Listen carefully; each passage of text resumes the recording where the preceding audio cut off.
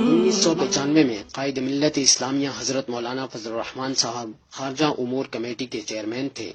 چند ماہ بعد ایک بہت بڑا امریکی جنگی بحری بیڑا گوادر پہنچا، جس نے حوث میں قائم اسامہ بن لادن کے ٹریننگ کیمپ پر 80 میزائل داغے۔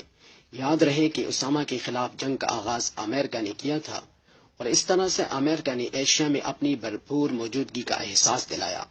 ہماری حکومت، آرمی، دیگر ادارے اور سیاسی جماعتیں کچھ بھی نہ کر سکی کہ بغیر اجازت کے امریکی بحری بیڑا ہماری جغرافیائی سرحدوں کو پامال کرتے ہوئے ملک کے اندر کیسے داخل ہوا۔ تمام کو سانپ سونگ گیا تو کون تھا وہ لیڈر جس نے امریکی بحری بیڑے کو یہاں سے دم دبا کر بھاگنے پر مجبور کیا؟ جی ہاں، یہی شیر دل لیڈر تھا کہ جس کی آن میں مومن کی شان جھلکتی ہے، جس کو سب سے زیادہ مطعون ٹھہرایا جاتا ہے، جس پر سب سے زیادہ بے سروپا الزامات دھرے جاتے ہیں۔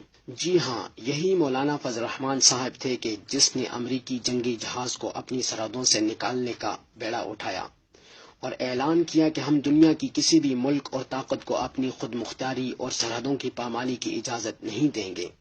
پھر مولانا نے پورے بلوچستان کے ہر ڈسٹرکٹ سے ریلی نکالتے ہوئے گوادر میں امریکی جنگی جہاز کے سامنے لاکھوں پاکستانیوں کا جلسہ منعقد کیا، اور اس میں شیر کی طرح گونجتے ہوئے امریکی جنگی جہاز کو 24 گھنٹوں کے اندر اندر پاکستانی حدود سے نکلنے کی وارننگ دی، اور کہا کہ کارکن تب تک یہیں بیٹھے رہیں گے جب تک امریکی بحری بیڑا واپس نہیں ہو جاتا، اور اگر 24 گھنٹوں کے اندر امریکی واپس نہیں گئے تو پھر ہم امریکی جہاز پر چڑھائی کر دیں گے۔ یوں جو کام آرمی کا تھا وہ کام اس قائد نے کر دکھایا، اور امریکی بحری بیڑا واپس جانے پر مجبور ہو گیا۔ اور پھر مولانا فضل الرحمان صاحب نے فوراً چائنا کی گورنمنٹ سے رابطہ کیا اور انہیں فی الفور گوادر آنے کی دعوت دی، اور کہا کہ اگر چائنا گوادر پر آ کر نہیں بیٹھے گا تو امریکی کسی بھی وقت دوبارہ آ سکتے ہیں، اور اس کو کوئی روکنے والا بھی نہیں ہوگا۔ یہاں پر بھی جو کام گورنمنٹ کا تھا وہ بھی اس لیڈر نے تنے تنہا ادا کیا۔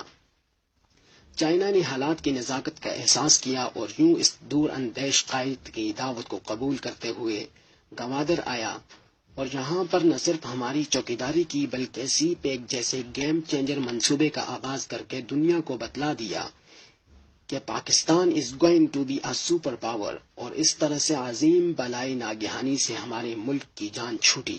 پاکستانی قوم آپ کے اس عظیم کارنامے کو کبھی فراموش نہیں کر پائیں گے۔ سلام تیری جرت کو، اے قائد ملت اسلامیہ حضرت مولانا فضل الرحمان صاحب۔